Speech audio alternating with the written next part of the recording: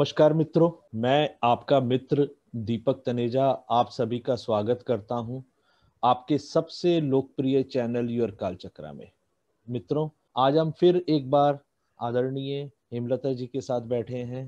हेमलता जी की विद्वता के लिए आज किसी से कोई पहचान कराने की आवश्यकता नहीं है। आज एक फिर बड़ा ही दिलचस्प विषय जिसकी जिसकी ऊपर आज कोई वीडियो नहीं बना रहा और वो बहुत इंपॉर्टेंट विषय है। उस सीरीज की दूसरे वीडियो के लिए आज हम बैठे हैं और मैं उनका स्वागत करता हूं।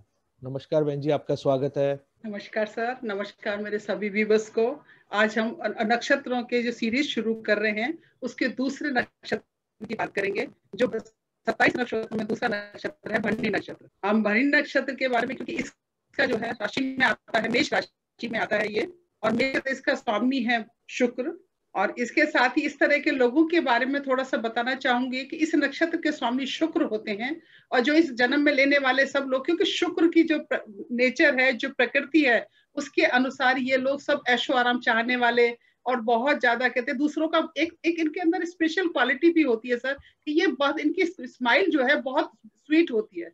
इनको अलग से इनकी स्माइल को देख के आदमी खुश हो सकता है, तो वही देखने में आकर्षक है, जिससे कि दूसरे का मन मोह लेते हैं ये।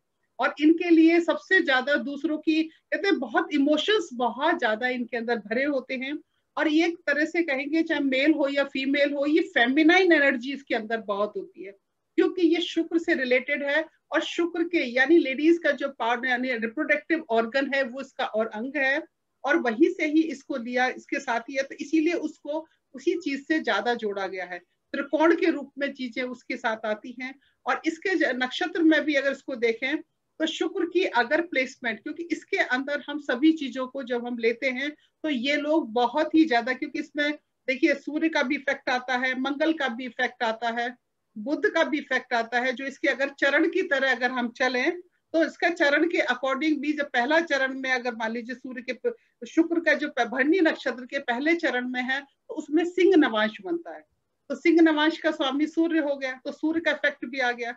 उसके बाद दूसरा नवांश जो है कन्या बनता है, तो वो बुध भी आ गया, तो बुध के साथ सारी चीजें, एनर्जी, इंटेलिजेंसी, और उसके साथ बोलने की कला, दूसरों को मोहने की कला, क्योंकि बुध तो बहरूपीय के रूप में है कि वो जो भी रूप रख सकता है, डिफरेंट रूप रख सकता है, तो कन्या राशि। इसके बाद तीसरा चरण आता है, वो शुक्र का अपना ही नक्षत्र होता है, तो वहां पर शुक्र तो वैसे ही बहुत बली हो गया, शुक्र का पूरा प्रभाव हो गया, और तुला नवांश हो गया, तो शुक्र की मूल त्रिकोण राशि भी वो हो गई, तो सूर्य तो वैसे, शुक्र तो वैसे ही बली हो गए।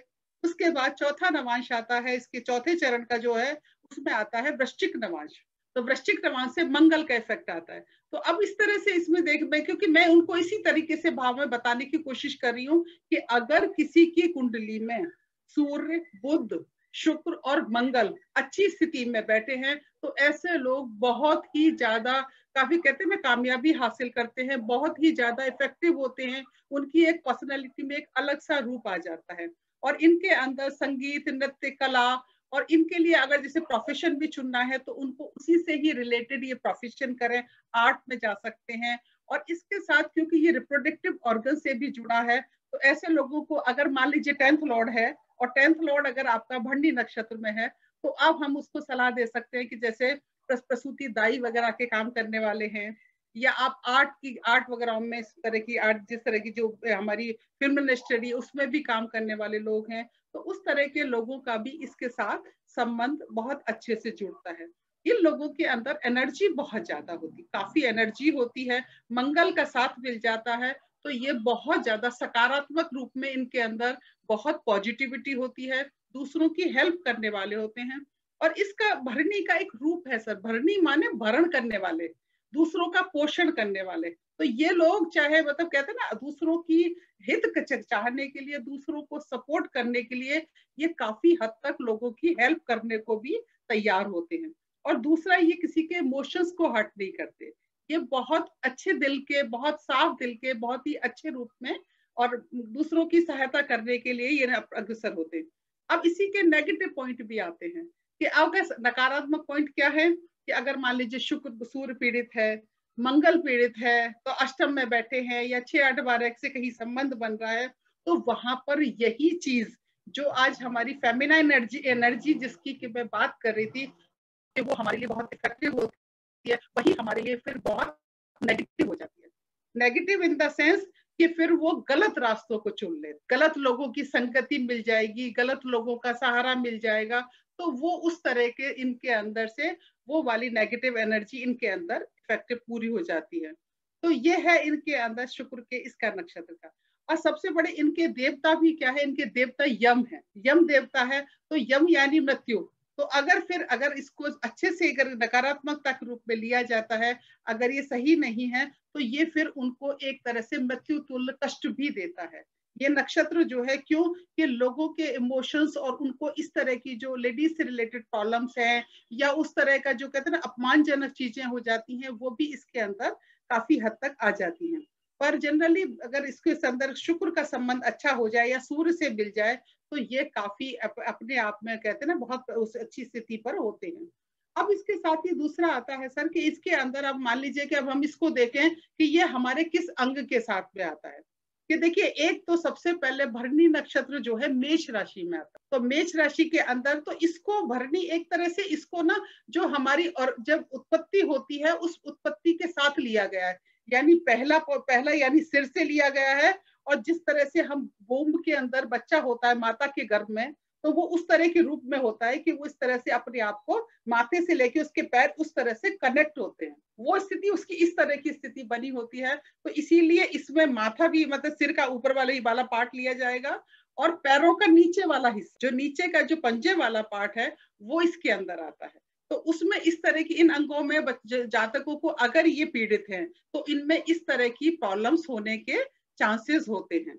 और इसी के साथ ही इसके अंदर है सबसे बड़ी बात है कि अगर हम इनको चरण वाइज अगर देखोगे आप, तो सूर्य है, अगर सूर्य जैसे कि मान ली किसी की वर्गोत्तम है, सूर्य उसका अच्छी पोजीशन पर बैठा है, तो ऐसे लोग कहते हैं ना अपने अंदर उनके अंदर बहुत आत्म अनुशासन होता है, संकल्प बहुत जबरदस्त लेके दृढ़ निश्चयी होते हैं, क्योंकि सूर्य मेष राशि में उच्च के होते हैं। तो सूर्य के इन गुण धर्मों को लेकर के ऐसे लोगों की इच्छा, एजुकेशन बहुत अच्छी होती है, तो ये बहुत अच्छे ज्योतिषी भी हो सकते हैं। इसी तरह से द्वितीय चरण के साथ भी ये शिल्पकार भी हो सकते हैं, ये बहुत अच्छी कम्युनिकेशन स्किल इनकी बहुत अच्छी हो सकती है।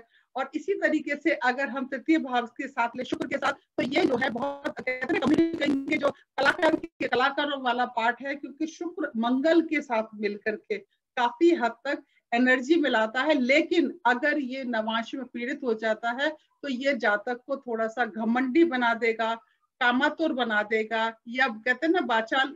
लेकिन वो दोनों स्थितियों को हमको ऐसे नहीं बोलना होगा, हमको स्थितियों को देखना होगा कि हमारा शुक्र किस स्थिति में है, मंगल किस स्थिति में है, तभी उनके उन प्रभावों को लेकर के ही हम बोलेंगे। इसके बाद फिर इसी तरह से मंगल का आता है, मंगल का साथ वृश्चिक एनर्जी। देखिए, वृश्चिक नवांश आता है, तो वृश्चिक के अंदर ही बहुत छुपी हुई एनर्जी होती है, बहुत छुपा हुआ, कहते हैं ना इसके अंदर एक बहुत आदमी के अंदर गहराई होती है। तो अगर वो मेष की राशि का भी गुण मंगल के अंदर है और वृश्चिक का भी मंगल पर ही प्रभाव है, तो दोनों ही राशियों की कनेक्टिव से ये बहुत ही ज्यादा कहते हैं बहुत इफेक्टिव रूप ले लेती है। इसके अंदर से जैसे ऊर्जा का प्रभाव है, तो बहुत डीप गहराई वाला पार्ट आ गया।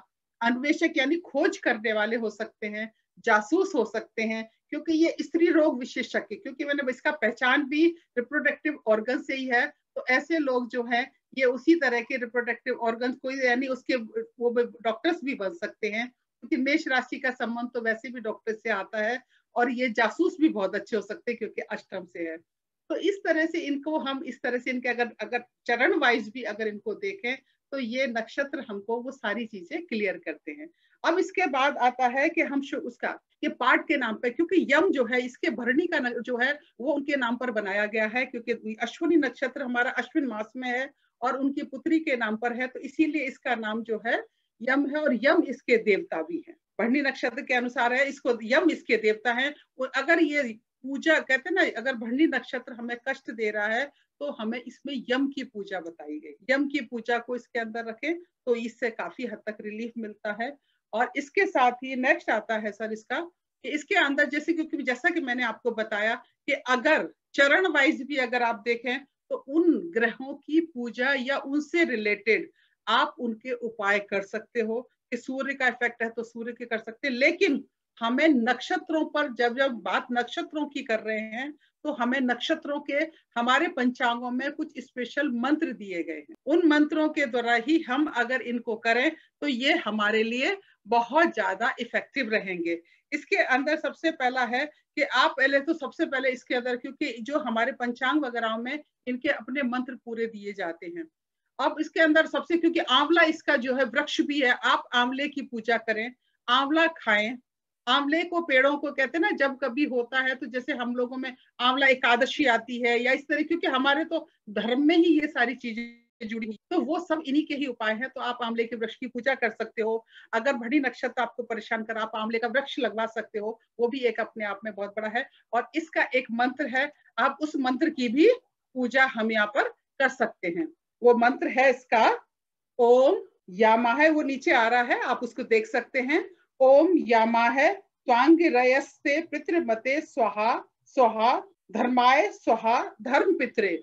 इसके 10,000 मंत्रों का जाप अगर आप करें और इसके साथ दशांश हवन अगर आप किसी भी विद्वान पंडित से कराएं, या अगर आप इन मंत्रों का जाप नहीं कर सकते तो आप किसी भी योग्य पंडित को बुला करके आप इसको मंत्रों का जाप अपने अपने घर में लेकिन बुलाना मेरा एक ही पर्पस है कि बुलाइएगा आप अपने घर में बैठ के कराइए। और फिर आप देखिए कि आपको इन मंत्रों से, इन नक्षत्रों से रिलेटेड अगर आपको कोई भी, आपको जैसे सिर से रिलेटेड कोई प्रॉब्लम हो रही है, पैरों से रिलेटेड अगर आपको मान लीजिए नीचे के पंजों से रिलेटेड प्रॉब्लम हो रही है, तो आप इस तरह की इसकी पूजा, भरणी नक्षत्र की पूजा करा सकते हैं। और ये जो नीचे मंत्र लिखे हुए हैं, इनके 10,000 जाप आप करेंगे तो आपको बहुत राहत मिलेगी। धन्यवाद। बहुत बढ़िया, एक्सीलेंट, हमेशा की तरह अद्भुत और बहुत ही सटीक आपने बताया। मैं बहुत हृदय से आपका इस बहुत अच्छे वीडियो के लिए धन्यवाद और आभार व्यक्त करता हूँ। सभी को अब बहुत गहराई तक ले जाकर समझाने का जो आप प्रयास कर रहे हैं, उसके लिए आप बहुत साधुवाद की पात्र हैं। सभी से मेरा आग्रह रहेगा कि आदरणीय हेमलता जी का मोबाइल नंबर यहाँ पे है, आपको किसी भी प्रकार की कंसल्टेंसी या उनसे कोई सीखना है, ज्योतिष सीखना है, तो वो सिखाती हैं, आप उनको डायरेक्टली अप्रोच करें। नमस्कार।